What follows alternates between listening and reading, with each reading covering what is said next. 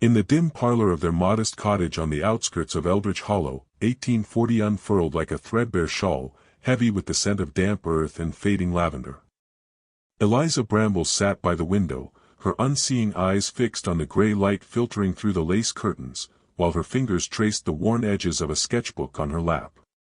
Born blind like her younger sister, she had learned the world through touch and sound, the rough bark of the ancient oak outside, the distant toll of the church bell marking noon. But lately, visions came unbidden, sharp as thorns, compelling her hands to move. Clara, the younger by 2 years at 19, paced the threadbare rug, her bare feet whispering against the fibers. She was the bolder one, with a laugh that cut through fog like sunlight, though her sightless gaze held a perpetual wariness. "Eliza, you've been at that book all morning. Is it another face?" Her voice carried a mix of curiosity and unease, honed from years of sharing these strange gifts, or curses, as their late mother had sometimes whispered in the night. Eliza nodded, though Clara couldn't see it. Her pencil scratched softly against the paper, outlining the curve of a jaw, the hollows of cheeks shadowed by an unseen illness. A man, middle-aged. Gray at the temples, eyes like chipped flint. He wears a woolen coat, smells of pipe smoke and river mud. The details flooded her mind without warning, as if the stranger himself pressed them into her thoughts. She didn't know his name, only that he walked the cobbled streets of the village market that very afternoon, haggling over turnips with a vendor. Clara stopped pacing and knelt beside her sister, reaching out to feel the page. Her fingertips followed the lines, committing the portrait to memory through touch. "We must warn him," she said, her tone firm but laced with the old fear. It had started 5 years ago, with a baker's wife whose painted likeness hung in their attic, her death from fever following days later. Since then, the sisters had tried to intervene, slipping notes under doors, murmuring cautions to passers-by, but the outcomes twisted like brambles, ensnaring them deeper. The cottage door creaked open, admitting a gust of chill wind and the muffled clop of hooves from the lane. It was Widow Hargrove, their neighbor and reluctant patron, her skirts rustling as she entered with a basket of bread and cheese. The widow's steps were deliberate, her cane tapping the floorboards like a metronome. "Girls, I've brought provisions." The village whispers again, folk saying the Bramble sisters curse those they draw. Her voice was kind but edged with pity, for she knew their affliction and had seen the paintings herself, vivid despite the artist's blindness. Eliza set the sketchbook aside, her hands trembling slightly. "It's no curse, Mrs. Hargrove. We see what others can't." She rose, guiding the widow to a chair by the hearth, where embers glowed faintly. Clara fetched tin cups of weak tea, her movements precise from habit. The widow settled, her shawl slipping to reveal a locket at her throat. "Then tell me of this one. If it's like the others." She trailed off, unwilling to voice the pattern, portraits completed, strangers sought out, and then the inevitable pallor of death, drowning, consumption, a fall from the mill roof. The village had branded them witches in hushed tones, though no one dared confront them outright.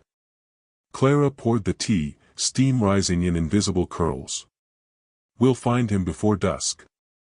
The market's not far." But even as she spoke, a shadow seemed to lengthen in the room, the air thickening with unspoken dread. Eliza retrieved the sketchbook, pressing it into the widow's hands.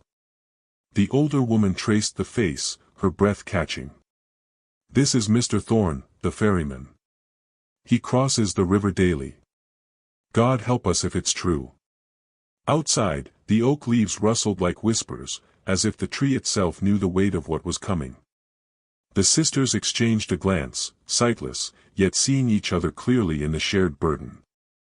They would go to the market, seek the man with flint-gray eyes, and try once more to unravel the thread that bound their blindness to others' fates. But deep in Eliza's mind, the portrait shifted slightly, the man's lips curving into a smile that hadn't been there before. Eleanor Bramble's fingers trembled as they traced the canvas, the wet paint slick under her touch like the skin of something alive. She couldn't see the colors, of course, had never seen anything beyond the endless dark of her birth, but the sense guided her, the sharp tang of ochre for the stranger's coat, the earthy undertone of umber for his shadowed eyes. Beside her, Lydia hummed a tuneless melody, her own brush dipping into a palette she arranged by memory alone. The cottage smelled of linseed oil and damp stone, the fire in the grate crackling softly against the chill of the autumn evening. It had started as a whim, this latest portrait. A peddler had come through the village that morning, his voice booming with tales of distant cities and exotic wares. Eleanor had felt his presence before he spoke, a heaviness in the air, like storm clouds gathering. "Draw me," he'd laughed when the sisters mentioned their odd talent, slapping a coin on the table as if it were a dare. But now, as her hand moved in swift, sure strokes, doubt crept in. The man's face formed under her brush not as she imagined from his voice, but sharper, hollower, with lines that spoke of secrets buried deep. Lydia paused, her head tilting as if listening to the painting itself. "He's afraid," she whispered, her voice barely above the wind rattling the shutters. At 16, she was the bolder of the two, her blindness no barrier to wandering the bramble-choked paths around their home. Eleanor, 2 years older, preferred the quiet certainty of their studio, the way the paints whispered truths her eyes could never grasp. "Afraid of what?" Eleanor asked, though she already sensed it, a coil of dread tightening in her chest, mirroring the twist she painted into the peddler's smile. The door creaked open before Lydia could answer, letting in a gust that carried the scent of wet leaves and wood smoke. It was Thomas, their cousin, his boots heavy on the floorboards. He was the only one who stayed with them since their parents' fever took them 5 years back, a lanky figure of 20 with a farmer's calluses and a healer's caution. "Village folk are talking again," he said, his voice low, as if the walls might carry tales. He set a basket of bread and cheese on the table, the loaf still warm from the baker's oven. "That peddler you spoke to? He's not the first to seek you out. But after old widow Hargrove's likeness, they say it's a curse." Eleanor wiped her hands on her apron, the paint smearing like blood across the faded cloth. She remembered the widow's portrait from spring, painted in a rush after the woman insisted, her voice frail but insistent. Within a fortnight, she'd been found cold in her bed, the doctor muttering of a weak heart. The village had whispered then, crossing themselves when the sisters passed. "We don't choose who we see," Eleanor said firmly, turning toward Thomas's voice. Her trait of quiet resolve shone in the set of her jaw, even unseen. "The faces come as they will." Lydia set her brush down with a soft clack, her wit sparking like flint on steel. "If it's a curse, then why do they keep coming? Greedier than crows at a carcass." She smiled, but it didn't reach her voice, laced as it was with the unease that had shadowed them since childhood. Thomas sighed, moving to stoke the fire, his movements deliberate, always the protector weighing risks. "Because some believe it brings luck, others think it wards off the devil. But after Hargrove, the parson's calling a meeting. Says you're meddling with things best left to God." The portrait waited on the easel, its subject staring out with eyes that seemed to follow them across the room. Eleanor reached out, her fingers hovering over the canvas, feeling the raised ridges of paint where the peddler's fate etched itself in shadow. A chill seeped through the floorboards, not from the draft, but from the growing certainty that this time, the image held more than a face, it held a warning, coiled and waiting to strike. Lydia stood abruptly, her chair scraping back. "Let them talk. We'll finish it by morning." But as she spoke, a distant rumble echoed outside, thunder without rain, and the sisters exchanged a glance born of shared darkness, knowing the storm was only beginning. Eleanor Bramble's fingers trembled as she traced the edge of the canvas, the paint still tacky beneath her touch. The room smelled of linseed oil and damp wool, the kind that seeped into everything after a rainy dawn. She couldn't see the portrait she'd just finished, but she felt its weight, like a stone in her chest. The man in it, tall, with a jaw like carved oak and eyes that seemed to stare through the veil of her blindness, had come to her in the night, whispering fragments of his life into the darkness behind her eyelids. "Ellie, it's done." Clara's voice cut through the quiet, soft but insistent, from the corner where she sat weaving thread through her own half-formed sketch. Clara was the bolder one, always pushing forward, her hand steadier than Eleanor's, though neither could claim perfection in their sightless world. Eleanor nodded, though her sister couldn't see it either. "He's waiting. I can feel him pulling at me." She wiped her palms on her apron, the coarse fabric rough against her skin. The Bramble house creaked around them, its old timbers groaning like the house itself disapproved of their work. Outside, the wind rattled the shutters, carrying the distant low of cattle from the fields beyond Willow Creek. Clara set her work aside and rose, her footsteps light on the uneven floorboards. She approached the easel, her hand hovering just above the canvas. "Tell me what you saw this time. Was it the fever again, like with the miller?" "Worse." Eleanor's voice dropped, barely above a whisper. "He was in a carriage, racing through fog. Horses screaming, wheels splintering on the ice. And then, nothing. Just cold." She shivered, wrapping her arms around herself.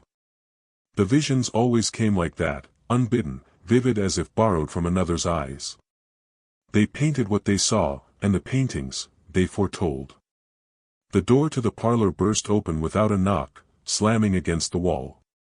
Both sisters startled, Clara's hand flying to her mouth. In the doorway stood Mr. Harrow, the village apothecary, his coat dripping from the morning mist.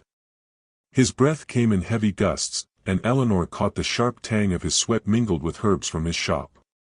"Girls," he panted, not waiting for invitation. "You've done it again. That portrait, the one of old Widow Green last month. She passed in her sleep this morning. Peaceful, they say, but—" He trailed off, his boots squelching on the rug as he stepped closer. "The vicar wants to see you. Says it's unholy, this gift of yours. Born blind, yet painting death like you're the Reaper's own." Clara stepped forward, her chin lifting in that defiant way she had. "It's no gift, Mr. Harrow. It's a curse we bear. We've told you before, we don't choose who comes to us." Her words were steady, but Eleanor heard the tremor beneath, the fear they both carried like an extra shadow. Harrow's shadow loomed larger as he drew nearer, his voice lowering. "Curse or not, the village whispers. They say the next one will be one of their own. And this new painting." He paused, and Eleanor knew he was staring at it, the fresh lines of the stranger's face captured in oils that seemed to shift in the dim light. "Who is he? I've never seen his like in these parts." Eleanor turned toward the sound of his voice, her blind eyes unseeing but fixed in his direction. "A traveler. From the north, I think. He carries secrets, heavy ones. Gold, maybe, or blood." The words spilled out unbidden, pulled from the vision's depths. She felt Clara's hand on her arm, squeezing, a warning, or perhaps just need for anchor. Harrow cleared his throat, the sound wet and uneasy. "Keep it hidden, then. Burn it if you must. The vicar's men are coming at dusk to question you proper." He lingered a moment longer, as if expecting protest, then turned on his heel and left, the door banging shut behind him like a judgment. The room fell silent again, save for the patter of rain starting up outside. Clara released Eleanor's arm and moved to the window, though she couldn't see the gray sky any more than Eleanor could. "We can't burn it," she murmured. "You know that. The visions don't stop, they just fester." Eleanor reached out, her fingers brushing the canvas once more. The paint felt warmer now, almost pulsing. In the quiet, she swore she heard a faint rattle, like carriage wheels on distant ice. The stranger was closer than before, his death's echo threading through the house like smoke. And somewhere in the village, unseen eyes turned toward the Bramble sisters, waiting for the next stroke of their brushes to seal a fate. Eleanor traced the canvas with fingers that knew the weave better than sight ever could. The oils beneath her nails had dried into a faint crust, a map of the morning's work. Beside her, Clara hummed a tuneless melody, her brush dipping into what she swore was the color of regret, deep indigo mixed with ash. The studio smelled of turpentine and damp earth, the window cracked open to let in the chill autumn air from the moors beyond their cottage. "It's him again," Eleanor murmured, her voice low as if the words might summon the man from the ether. The portrait had taken shape under their hands, a gaunt fellow with hollow cheeks and eyes like polished stones, his coat threadbare at the cuffs. They had glimpsed him yesterday in the village square, lingering by the baker's cart, his gaze distant as if already half in the grave. Clara paused, her brush hovering. "We shouldn't have started without Beatrice. She feels the edges best." But her twin's absence hung heavier than the words.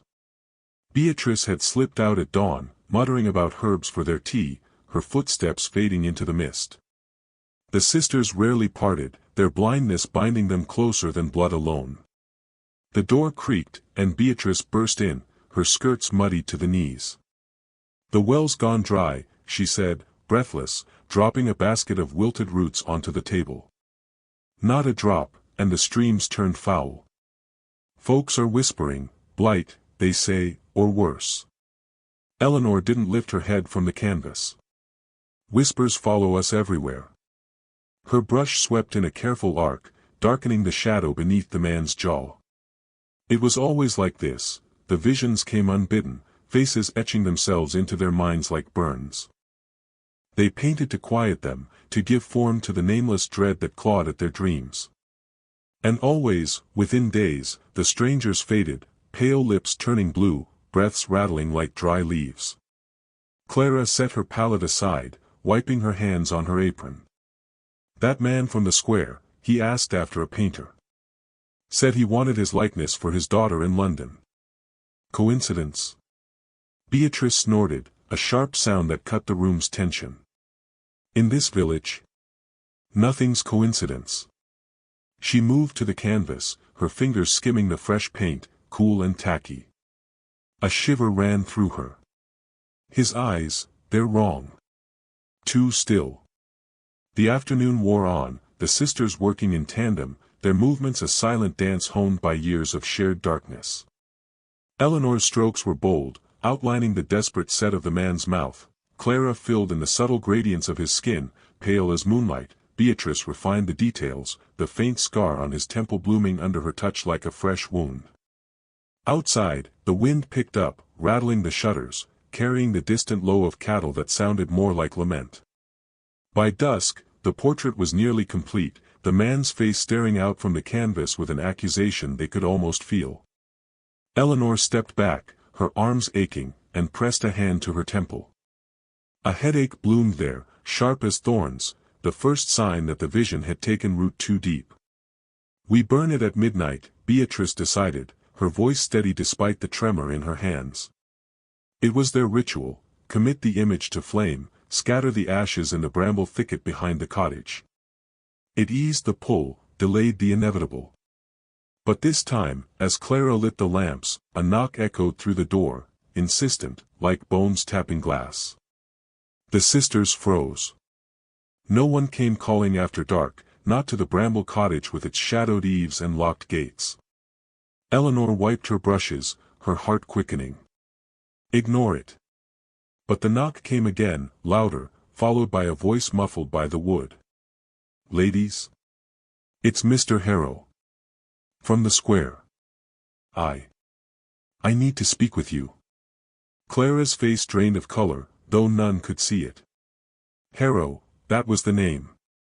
The man whose death they were already sketching into eternity. Beatrice crossed to the door, her hand hovering over the latch. "What do we do?" she whispered, the first crack in her resolve. Eleanor listened to the wind howling outside, the portrait's presence heavy in the room like an uninvited guest. "We let him in," she said finally, her voice a thread of steel. "And we see what fate brings." The door swung open, and cold air rushed in, carrying the scent of rain and something metallic, like blood on the breeze. Mr. Harrow stood there, his silhouette bulked by a heavy coat, his breathing ragged. "Thank God you're here," he rasped, stepping over the threshold without invitation. "I dreamed of you last night. All three. And I woke knowing you see what others can't." The sisters said nothing, their blindness no shield against the chill that settled in his wake. Beatrice closed the door softly, the click like a lock turning on their shared secret. Outside, thunder rumbled, low and gathering, as if the moors themselves held their breath. The fog clung to the moors like a shroud that morning, muting the distant cry of a curlew into something hollow and lost. Eliza's fingers traced the edge of the canvas in the dim light of their cottage, the paint still tacky under her touch. She had worked through the night again, guided by the visions that came unbidden, flashes of faces she could never see with her eyes, but felt as keenly as the chill seeping through the cracked windowpanes. Clara sat across from her, silent, her own brushes idle for once. The air between them hummed with unspoken weight. The portrait of Mr. Hargrove, the miller, lay drying on the table, his stern features rendered in oils that seemed to shift when one wasn't looking directly. "Another one," Clara whispered finally, her voice barely rising above the patter of rain on the thatch. She reached out, her hand hovering over the canvas without touching it. Eliza nodded, though her sister's words hung like smoke. Hargrove had come to them just 3 days past, grumbling about a foolish notion of having his likeness captured for his daughters. He had laughed it off as vanity, but now the village whispers would start anew. They always did. Eliza wiped her hands on her apron, the scent of turpentine sharp in her nostrils. He didn't believe in it either. None of them do, until... She trailed off, the sentence dissolving into the familiar ache in her chest. Born without sight, the Bramble sisters had learned early to navigate the world through sounds and textures, the rustle of leaves like whispers, the give of earth underfoot like a reluctant confession. But these gifts, these cursed seeings, painted pictures no light could touch. Strangers sought them out, drawn by tales that spread like blight, the blind girls who captured souls on canvas, dooming those they depicted to early graves. A knock rattled the door, sharp and insistent, pulling them both upright. Clara's breath caught, her cautious nature flaring. She was the one who bolted the shutters at dusk, who listened for footsteps on the path long before Eliza sensed them. "Who is it?" she called, her tone edged with wariness. The voice outside was muffled by the wood, but familiar. "Widow Thorne, the baker's wife," her words tumbling out in a rush. "It's me, girls. Let me in, quick now, before the constable spies me here." Eliza moved first, brave as ever, unlatching the door with steady hands. The widow slipped inside like a shadow, her skirt sodden and her face pale beneath the hood of her cloak. She carried a basket, the faint aroma of fresh bread warring with the damp. "You're a sight for sore eyes," the widow said, though the irony twisted her lips. She set the basket down and glanced at the portrait, her eyes widening. "Hargrove? Already? The man's not cold in the ground yet, found him this dawn, stiff as a board by the river wheel. Heart gave out, they say, but..." She crossed herself, the gesture automatic. "Folks are talking wild. Saying you hexed him, Eliza. That you saw his death coming and painted it plain." Clara's hands clenched in her lap, her wit turning inward to a quiet fury. "We don't hex, widow. We see what's coming, whether we want to or not." She rose, pacing the small room with the measured steps of one who mapped spaces by memory. The fire crackled low, casting flickering shadows that danced like specters on the walls lined with their works, dozens of faces, each a harbinger. The widow wrung her hands, her voice dropping to a conspiratorial hush. "I know, love, I know. But the rector's stirring them up. Calls it the devil's work, says the Brambles bring misfortune like a plague. And with the fair coming, outsiders'll hear, merchants from York, even that traveling showman with his curios. If they pin this on you..." She let the threat hang, unspoken but heavy as the fog outside. Eliza felt the vision stir again, unbidden, a new face flickering at the edges of her mind, blurred and urgent. A man with a scar across his brow, laughing in a crowd, then crumpling silent. She pushed it down, focusing on the widow's warmth near the hearth. "What do they want, then? The constable?" "Not yet," the widow replied, pulling a folded paper from her pocket. "But this, a notice from the rector, read in the square yesterday. Bans, unnatural divinations and calls for the burning of such abominations. She unfolded it carefully, though neither sister could read the ink. Her voice shook as she recited, "Let no soul consort with the sightless witches lest they summon death upon us all." Clara stopped pacing, her face turning toward the window where the rain drummed a relentless rhythm. Witches. As if blindness makes us monsters. But beneath the defiance, fear threaded her words, the same fear that had driven them to this isolated cottage after their parents' accident years ago, when the first portraits began. Eliza stood, resolve hardening her features. "We can't hide forever. If they're coming for the paintings, we move them. Tonight, to the old barn by the brook." She moved to the shelves, her fingers deftly gathering canvases, stacking them with care. The widow hesitated, then nodded, helping to bundle them in oilcloths. Outside, the wind howled, carrying the low toll of the church bell, a summons, perhaps, or just the Moor's mournful song. As they worked, Clara paused over Hargrove's portrait, her touch lingering on the painted eyes that seemed to follow her. "What if we stop? No more strangers, no more paintings." Her voice was soft, a rare crack in her caution. Eliza shook her head, the vision of the scarred man pressing closer now, insistent. "We can't stop what's inside us, Clara. But we can choose who sees it." The basket of bread forgotten, they slipped into the gathering dusk, the weight of hidden canvases pulling at the fog clung to the moors like a shroud that morning, muting the distant cry of a curlew into something mournful and indistinct. Eliza Bramble moved through the kitchen with the practiced grace of someone who knew every creak in the floorboards, her fingers trailing the edge of the scarred oak table.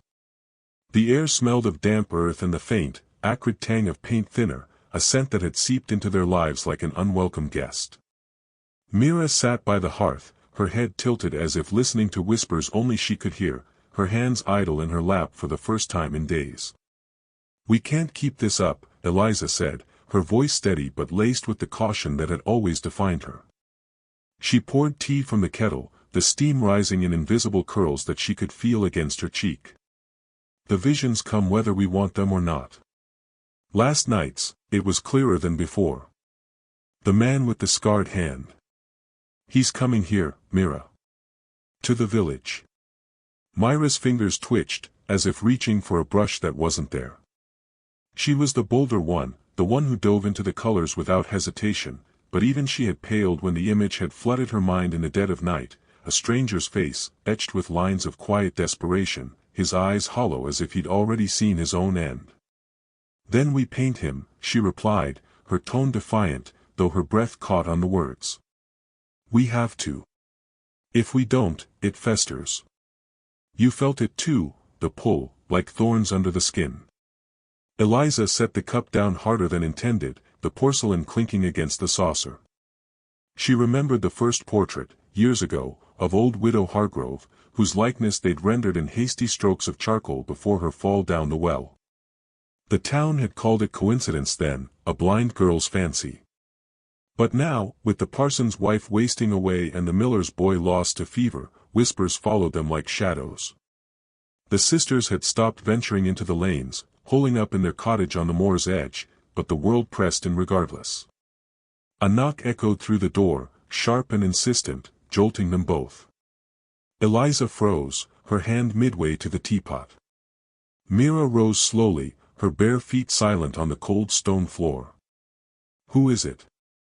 Mira called, her voice pitched just enough to mask the tremor.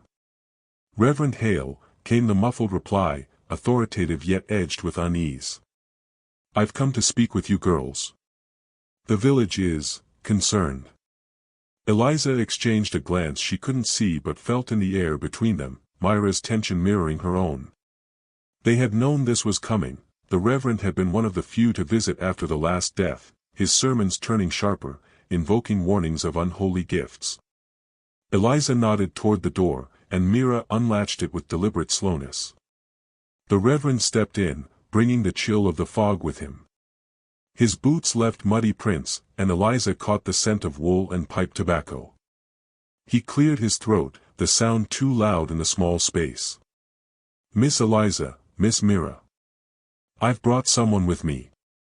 Footsteps followed, heavier, and a new presence filled the room, a man, broad-shouldered from the way the floorboards groaned, his breathing labored as if he'd walked the moors in haste. The scarred hand, Eliza thought, her pulse quickening. It was him. The vision from the night before, manifest. I'm Thomas Wren, the man said, his voice rough, like gravel underfoot. From the next valley over. Heard tell of you too. The blind painters who see what others can't. He paused, and Eliza imagined him shifting, uncomfortable in the dim light. My brother's gone missing. Took to the roads after a quarrel. If you've seen him, I beg you to say. Myra's hand found Eliza's under the table, squeezing once, hard. The visions never lied, but they came unbidden, pulling at the edges of their minds like threads unraveling a seam. Eliza swallowed, forcing her voice even. We've seen many faces, Mr. Wren. But we don't choose them. Sit, if you will. Tea. He accepted, though his chair scraped as if he perched on its edge. The Reverend hovered by the door, his silence heavy with judgment. As the conversation turned halting, Wren describing his brother's lanky build, the crooked smile, the debt that had driven him away, Eliza felt the familiar itch behind her eyes. It started as a pressure, then bloomed into fragments, a face, yes, the brother's, but twisted in agony, rain-slicked stones underfoot, a bridge crumbling into the swollen river below. Mira gasped softly, her free hand pressing to her temple. He's crossing the old stone bridge tonight, she murmured, the words spilling out before Eliza could stop her. The rains will swell the waters. The arch will give way. Wren leaned forward, the wood creaking. How can you know? You're blind as stones yourselves. The Reverend interjected, his tone clipped. That's what we've come to discuss. These insights. They're not of God, Mr. Wren. I've warned them before. The Bible speaks of false prophets, of spirits that deceive. Eliza's caution flared into quiet resolve. She stood, moving to the corner where their easel waited, blank canvas stretched taut. We don't deceive. We show what comes. If your brother crosses that bridge, he'll fall. Warn him. Turn him back. But Wren's laugh was bitter, hollow. He's stubborn as the devil. Won't listen to me, let alone a pair of blind girls spinning tales. Yet doubt crept into his voice, and he rose abruptly. Show me, then. Paint him. If it's true. Mira was already at the easel, her fingers dipping into pigments by feel, ochre for the muddied coat, sienna for the desperate eyes. Eliza joined her, the two working in tandem as they always did, one guiding the other's hand when the vision sharpened. The lantern's flame guttered in the damp cellar air, casting jagged shadows across the sisters' faces. Eliza's fingers, smeared with ochre and umber, trembled as she blended the pigments on her scarred wooden palette.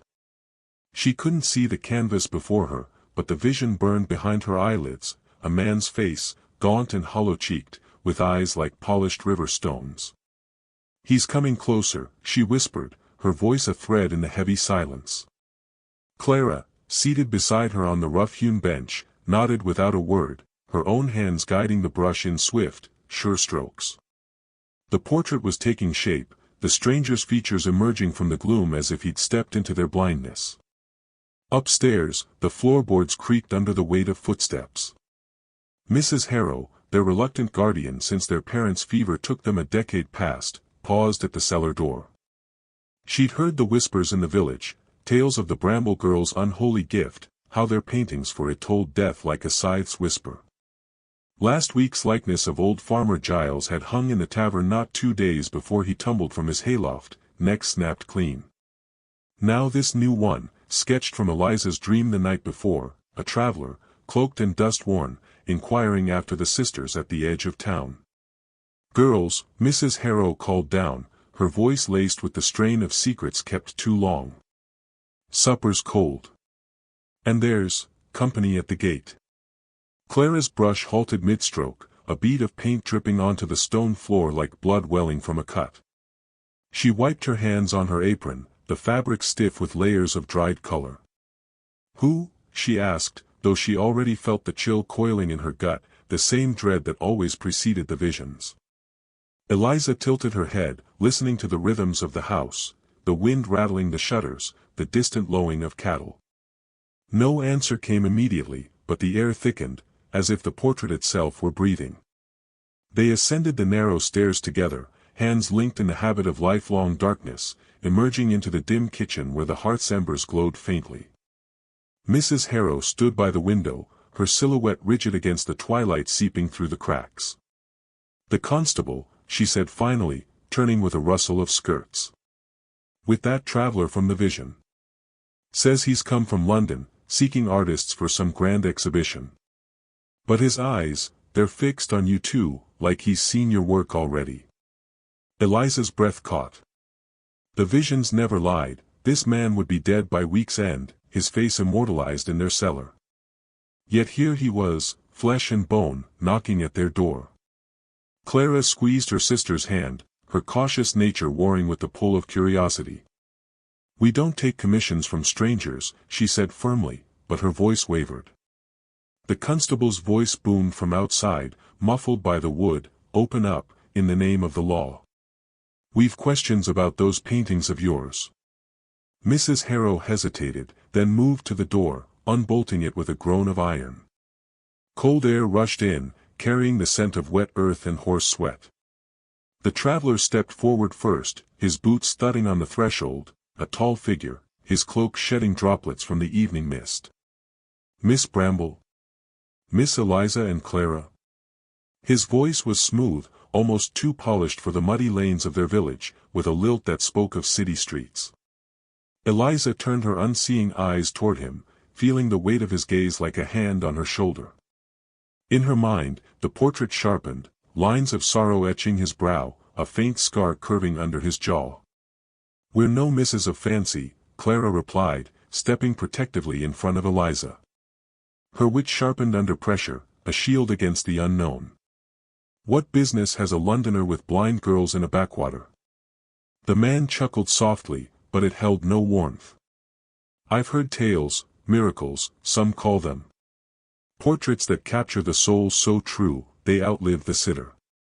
The Royal Academy hungers for such talent. But first, the constable here insists on verification." He paused, and Eliza sensed the shift, the way the air hummed with unspoken accusations. The visions had drawn eyes before, jealous glares from local painters, fearful murmurs from those who'd lost kin to sudden ills.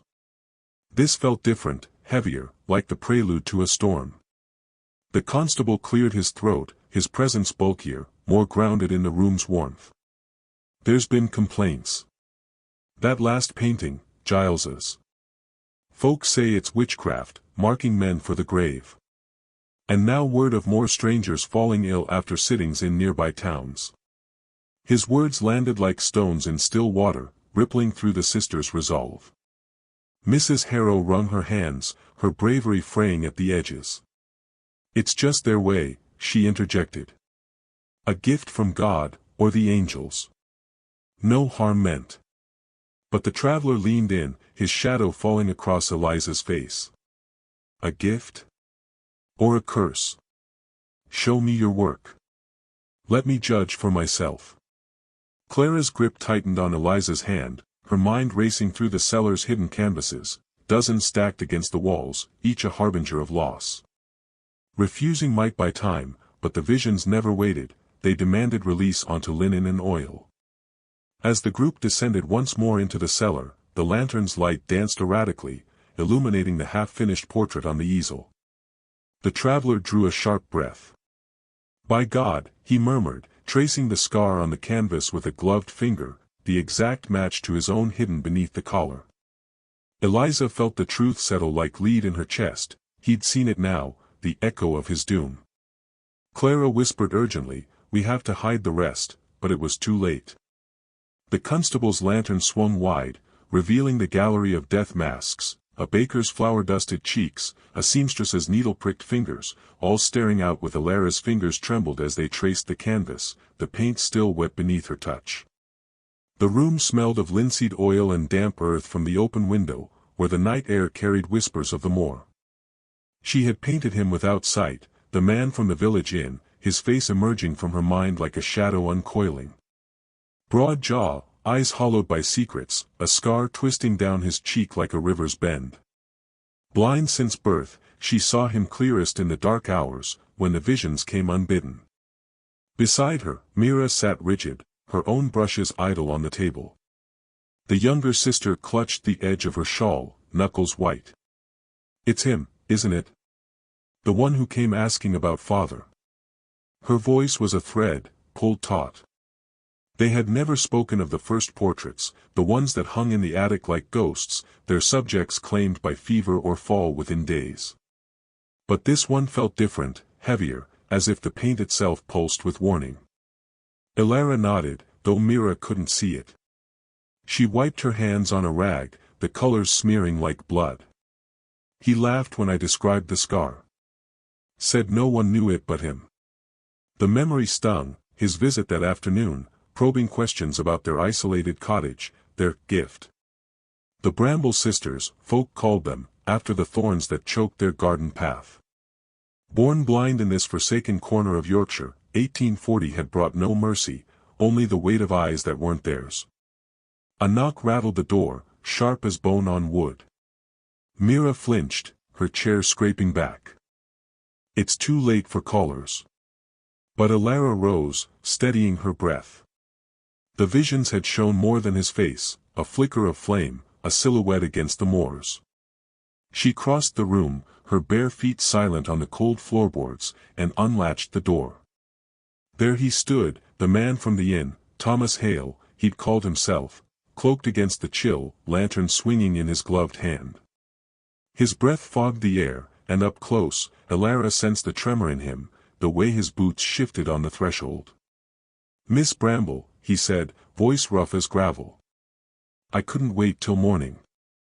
That drawing, how?" Mira hovered behind her, a shadow in the doorway. "Come in, then," Alara said, stepping aside. No warmth in her tone, only the cautious pull of curiosity. He entered, the lantern casting jagged light across the walls, where half-finished sketches leaned like accusations. Hale's eyes darted to the fresh canvas, the portrait staring back at him, alive in its stillness. "It's unnatural," he muttered, hanging his lantern on a hook. The flame danced, throwing his scar into relief. "My wife, she died last year, same eyes in your paint. And now this." He pulled a crumpled letter from his coat, thrusting it toward Alara. Her fingers brushed the paper, feeling the ink's faint ridges. "Read it to me," she said, guiding him to the table. Mira took the letter instead, her voice steady as she unfolded it. "Dearest Thomas, the shadows follow me. The sisters see what we cannot. Burn the portraits before they claim you." The words hung in the air, Myra's recitation halting at the end. Hale's face drained of color, Alara heard the swallow in his throat. "Who wrote this?" Alara asked, though the vision had already whispered it, his sister, lost to the sea, her final plea smuggled in a bottle. Hale slumped into a chair, the wood creaking under him. "She vanished months ago. Washed up yesterday, bloated and broken. In her hand, that note. Addressed to me." The room grew colder, the wind rattling the windowpane like fingers scratching glass. Myra's hand found Alara's under the table, squeezing once, hard. They had painted strangers before, travelers, peddlers, each canvas a harbinger. But Hale was here, flesh and fear, demanding answers they didn't have. "We don't choose what comes," Alara said finally. "The faces, they pull at us, like tides." Hale leaned forward, his voice dropping to a hiss. "Then tell me why. Your father, he dabbled in things best left buried. Ouija, spirits, the old ways. Did he curse you?" The accusation landed like a stone in still water. Ilara's mind reeled back to the locked chest in the attic, the one father had sealed before his own fever took him 5 years past. Whispers in the village said he'd summoned more than ghosts. Mira broke in, sharp. Father's gone. And we're no witches. But doubt flickered in her tone, the first crack. Hale's lantern sputtered, the light dimming as if the flame itself recoiled. Outside, a branch snapped on the moor, close, too close for wind alone. Ilara stood, senses straining. Listen. The night pressed in, heavy with unseen eyes. Hale rose too, hand fumbling for a knife at his belt. They're coming, he whispered. The ones you've painted. They don't stay dead. Footsteps crunched on the gravel path, multiple now, circling the cottage. Mira gasped, backing toward the hearth. Ilara's heart pounded, the portrait on the easel seeming to watch them all. In the visions, the flames had started here, in this room, with Hale at the center. But tonight, the fire was only beginning. The fog clung to the cobblestones like a shroud as Eliza and Clara hurried through the narrow alleys of Whitechapel, the weight of their satchels pulling at their shoulders. Eliza's hand gripped Clara's arm tighter than usual, her fingers cold despite the damp chill that seeped into their bones. They had left the vicarage under cover of dusk, the parson's warnings echoing in their ears, warnings about the men who sought them now, the ones with badges and grim faces, whispering of witchcraft and unholy arts. But the portraits burned in Eliza's mind, the latest one of the miller from the docks, his eyes hollowed out in the paint even as his likeness took shape on the canvas back at the rented room. Clara's breath came in shallow bursts, her free hand trailing along the brick walls for guidance, though she needed none. The visions came sharper in the night, fragments of faces flickering behind her eyelids like candle flames guttering in the wind. We can't keep running, she murmured, her voice a threadbare whisper against the distant clamor of a tavern spilling out its patrons. The parson said they'd come for us at dawn. And that last painting, the miller's wife saw it before we could hide it. She screamed, Eliza. Like she'd seen her own grave. Eliza pulled her sister into a shadowed doorway, the stink of rotting fish from the nearby Thames mingling with the metallic tang of fear in her throat. She pressed her back against the damp wood, listening to the uneven clip of boots on stone somewhere behind them. Brave as she was, Eliza's resolve had frayed these past days. The gift that let them paint what others couldn't see had twisted into a noose, each portrait a summons to death that drew eyes upon them. We burn them all tonight, she said, her words clipped and fierce. The canvases, the sketches, everything. Then we slip north, to the moors where no one asks questions of blind girls with paint-stained hands. But Clara shook her head, her cautious nature warring with the pull of the visions. She could feel it now, a new face emerging in the darkness of her mind, a woman with sharp cheekbones and a locket at her throat, her expression serene yet edged with sorrow. The brush strokes formed unbidden, colors bleeding into clarity, the crimson of lips, the gray of impending fog. It's starting again, Clara breathed, her body going rigid. I see her. She's close. We have to paint her, Eliza. If we don't, it'll be worse. Remember the baker? We ignored it, and he came to our door that night, begging, before the fever took him. The boots grew louder, a patrol perhaps, lanterns swinging like pendulums in the mist. Eliza's heart hammered, but she nodded, drawing Clara onward. They darted across the street, skirts brushing puddles that mirrored the gaslights in fractured pools. The room they let was a cramped garret above a chandler's shop, its stairs creaking under their hurried steps. Inside, the air was thick with the scent of turpentine and drying oils, canvases stacked against the walls like silent accusations. Eliza barred the door with a chair, her hands trembling as she lit the single lamp. Its flame danced, casting long shadows that seemed to writhe. Clara moved to the easel with practiced grace, her fingers finding the brushes as if by memory alone. She didn't need sight, the world unfolded in textures and scents, in the hum of impending doom that vibrated through her veins. Eliza unpacked the satchel, laying out fresh linen and pigments ground fine that morning from scavenged berries and clays. Quickly, she urged, though her voice cracked. The woman's face solidified in Clara's mind, not a stranger, but the parson's sister, the one who'd brought them bread and suspicion in equal measure. Her locket gleamed, holding a miniature of a child lost to cholera years back. As Clara's hand moved, the brush dipping into umber and sienna, a knock rattled the door, soft at first, then insistent. Eliza froze, paint palette slipping from her grip to clatter on the floor.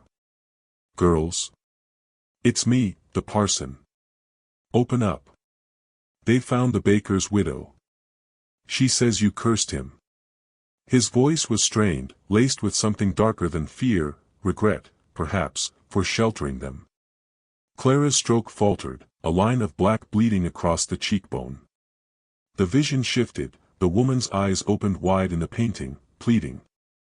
Eliza crept to the door, pressing her ear to the wood. Footsteps echoed below, heavier now, climbing the stairs. "We can't trust him anymore," she whispered, turning back to Clara.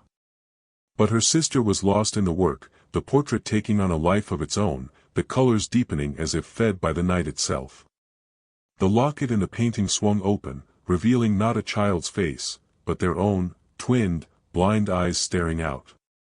Clara gasped, dropping the brush. "It's us, Eliza. We're painting our own ends." The door shuddered under a blow, wood splintering.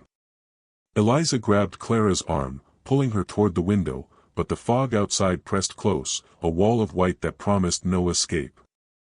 The portraits on the walls seemed to watch, their subjects' eyes following the sisters' desperate scramble. In that moment, the gift twisted fully, revealing not just death, but the hands that dealt it, the patrols, the whispers, the town's unyielding grip closing in. Clara clutched the half-finished canvas, tears streaking her face, while Eliza wedged the window open, the Thames's breath rising cold and final. They had to jump, or be taken. But as they balanced on the sill, the parson's voice broke through the cracking door. "Wait. I know what you are. Let me help end it." And in the painting, their eyes blinked shut, one by one. Eleanor traced the edge of the canvas with her fingertips, the dried paint flaking like old skin under her touch. The portrait of Mr. Hargrove stared back from the easel, his eyes captured in swirling oils that seemed to follow her even in the dim light of the attic. She couldn't see them, of course, never had, but she felt their weight, heavy as the fog rolling in from the moors outside the Bramble cottage. It had been 3 days since they'd finished it, 3 days since the man had left with a polite nod and a coin pressed into Lydia's palm. Now, the whispers in the village below carried his name on the wind, drowned in the quarry, they said, his body snagged on roots like a forgotten net. Lydia sat across the room, her brush idle in her lap, the scent of turpentine sharp in the air. She rocked slightly, a habit from their childhood when the world pressed too close, her blind eyes fixed on nothing. "He came to us smiling, Nell," she murmured, voice thin as thread. "Asked for the likeness to send to his sister in London. What if she opens the package now? What if she sees what we've done?" Eleanor didn't answer right away. She moved to the window, pressing her palm against the cold glass, feeling the vibration of distant thunder. The sisters had always shared this gift, or curse, born without sight but able to paint faces from voices alone, from the timbre of laughter or the cadence of breath. Strangers sought them out, drawn by tales of their uncanny accuracy, paying well for portraits that captured souls too vividly. But each one ended the same, a week, sometimes less, and the subject faded from the world, as if the paint had drained their life. Downstairs, the door creaked open, and heavy boots thudded on the floorboards. It was Thomas, their cousin, who had taken to guarding the cottage since the villagers' murmurs turned to accusations. He climbed the stairs with a lantern in hand, its glow spilling shadows across the walls like spilled ink. "Eleanor's right to worry," he said without preamble, setting the light on the table. "The constable's been asking questions in the tavern. Says Hargrove's death ain't natural, marks on his neck like he was strangled by vines. And folk are pointing fingers at you two again." Lydia's rocking stilled. "We didn't ask him to come. We never do." Thomas knelt beside her, his voice softening, the brave front cracking. I know, Lyd. But they've burned effigies before, back when old Widow Crane went the same way. If they connect the dots. He trailed off, glancing at the row of covered canvases along the far wall, each one a tombstone for the departed. Eleanor turned from the window, her cautious nature urging her to pace, to think. She was the planner, the one who measured risks like flour for bread, while Lydia poured emotion into every stroke. We hide them, she said finally, nodding toward the portraits. Bury the lot in the bog. No more evidence, no more talk. But Lydia shook her head, fierce now, her witty edge surfacing like a blade. And what of the next one? They'll come anyway, Thomas. They always do, chasing miracles until the price shows. She stood, knocking over her stool with a clatter, and crossed to the easel. Her fingers hovered over Hargrove's painted face, tracing the curve of his jaw. A shiver ran through her, and she pulled back as if burned. Feel it, Nell. The chill. It's stronger this time. Thomas rose, his lantern casting jittery light. He was the steadfast one, the cousin who'd stayed when their parents fled the scandal years ago, but even he hesitated now, wiping sweat from his brow despite the autumn chill. There's a traveler at the gate, he admitted, voice low. A woman, says she's from the city, heard the stories. Wants a portrait for her dying husband. I told her to leave, but she's insistent, brought gold, and threats if we refuse. Eleanor's heart quickened, a drumbeat in her chest. Outside, the wind howled, rattling the shutters like impatient fists. They couldn't refuse, refusal brought its own dangers, whispers of witchcraft turning to torches in the night. But accepting meant another canvas, another life slipping away under their hands. Lydia laughed, a brittle sound. Let her in, then. Let's see what fate paints this time. The woman entered the attic like a shadow unfolding, her skirts whispering against the stairs. She introduced herself as Mrs. Eliza Thorne, voice polished with city accents, carrying the faint perfume of lavender and something sharper, fear, perhaps. Thomas lingered by the door, arms crossed, while the sisters sat side by side on their worn settee, faces turned toward her as if seeing. My husband is ill, she explained, her words clipped, urgent. Consumption, the doctors say, but he wants his likeness for our son. Something to remember him by. Lydia tilted her head, listening to the rhythm of Eliza's speech, the slight hitch on son. Eleanor felt the air thicken, the way it did before a storm broke. They began without words, the familiar dance, Lydia sketching outlines with charcoal, her hand steady despite the tremor in her voice, while Eleanor mixed pigments by scent and texture, deep crimson for the blood beneath the skin, gray for the shadows in the eyes. Eliza spoke of her husband, tall, with a laugh like rolling thunder, a man who built bridges across raging rivers. The sisters nodded, absorbing, their brushes moving in tandem. As the portrait took shape, the room grew colder, the lantern flame guttering as if starved. Thomas paced, muttering prayers under his breath, his caution fraying into outright dread. This ain't right, he whispered to Eleanor during a pause. Her voice, it's like the others. Desperate. And now the wind's picking up, like it's calling him already. Halfway through, Lydia gasped, her brush slipping to smear a streak across the canvas. He's here, she said, eyes wide and on the lantern's flame guttered in the draft seeping through the attic's warped boards, casting erratic shadows that danced like specters across the sisters' latest canvas. Eliza's fingers, smeared with ochre and umber, trembled as she blended the final strokes on the stranger's face, a gaunt man with eyes like polished obsidian, his lips parted in a silent plea. She couldn't see it, of course, but the vision had come sharp as a blade in her mind's eye, pulling her from sleep hours before dawn. Clara sat beside her on the stool, her own hands idle now, the brush she'd wielded earlier discarded on the floorboards. The air hung heavy with the scent of linseed oil and something sharper, like ozone before a storm. Finish it, Clara whispered, her voice a threadbare rasp. She'd always been the one to question, to pull back when the pull of the gift grew too strong, but tonight her caution frayed at the edges.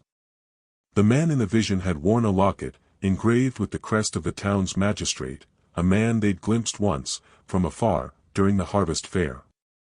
If the painting held true, as all the others had, his death would ripple through Blackthorn Hollow like a stone in still water.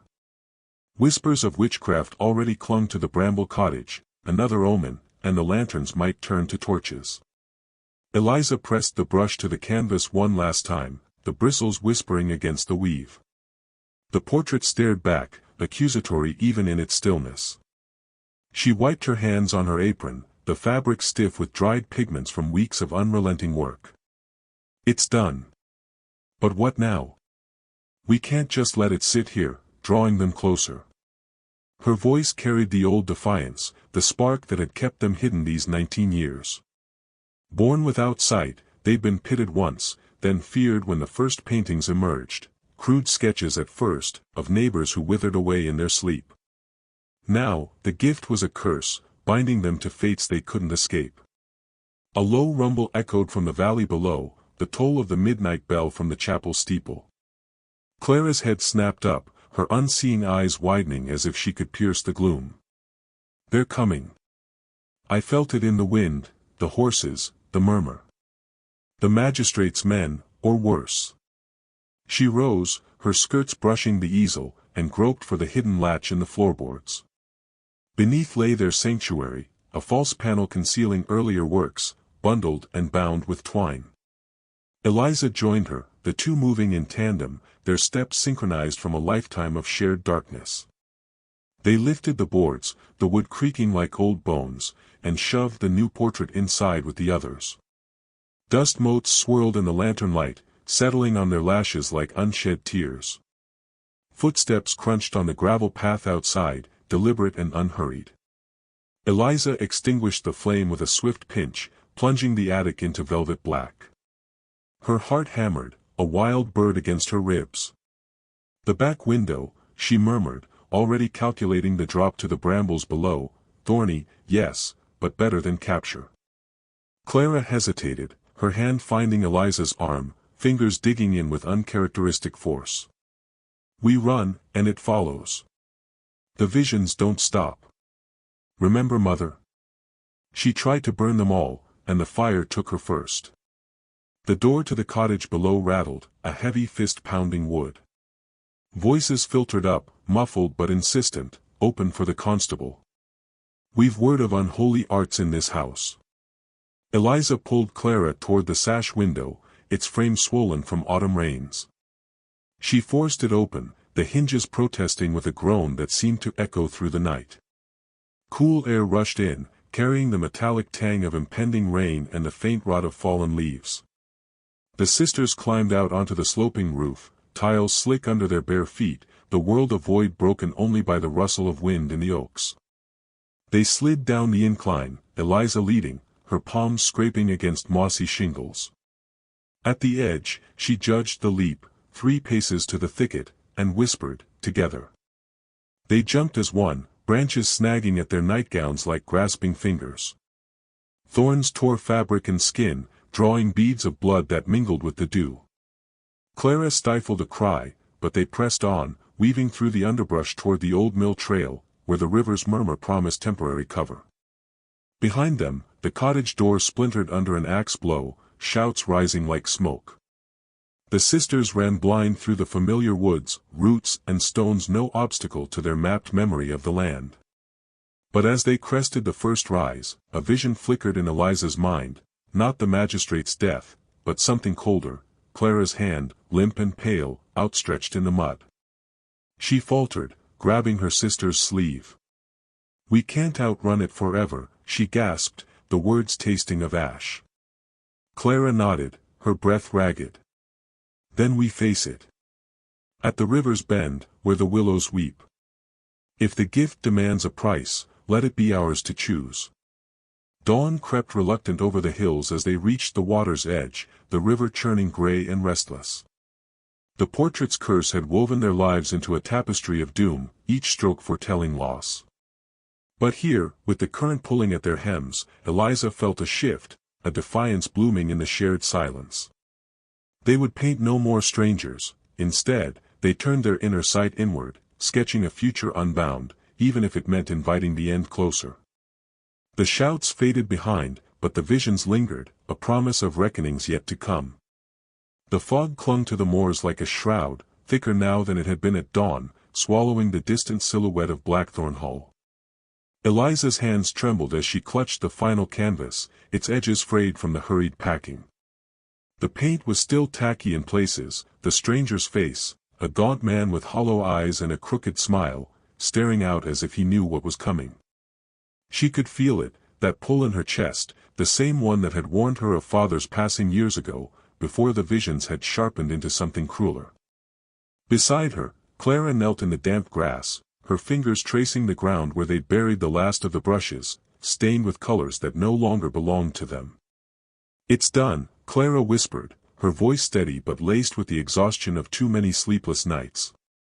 "We can't keep feeding it." It hung between them, unspoken yet ever present, the gift that had twisted from blessing to curse, drawing death's gaze to those they painted without sight, without mercy.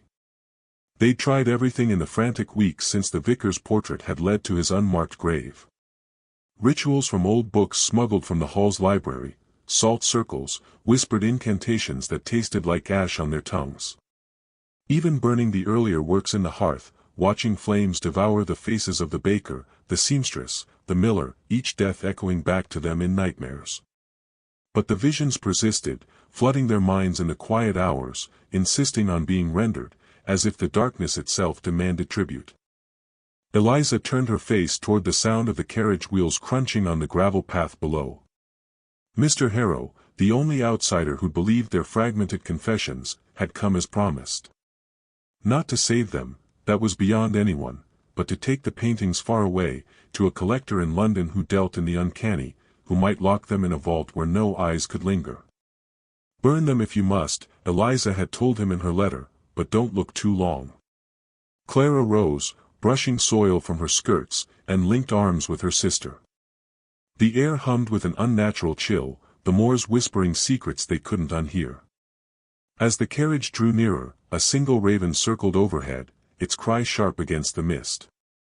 Eliza squeezed Clara's hand, feeling the warmth of her sister's skin, the only anchor left. They wouldn't paint again. Not strangers, not anyone. The cost had been too high, their isolation, their sanity, the lives snuffed out like candles. Harrow's voice called from the gloom, tentative. "Miss Bramble?" "Eliza?" "I've brought the crates." They moved forward together, steps measured, the canvas heavy in Eliza's grasp. As she handed it over, the man's face on the cloth seemed to shift, his smile widening just a fraction. A gust of wind tore through, carrying the scent of rain and something metallic, like blood on the breeze. By nightfall, the sisters stood alone on the hill, the carriage long vanished into the fog. Clara tilted her head, listening to the settling quiet. "Do you think it's over?" she asked, not expecting an answer. Eliza didn't reply. Instead, she closed her eyes, truly closed them, for the first time in months, and let the darkness come without resistance. No visions stirred. Only peace, fragile as a held breath, and the faint, lingering echo of colors she could no longer see. The moors stretched out, vast and unforgiving, but for now, they were free. Or as free as the blind could be, in a world that still watched.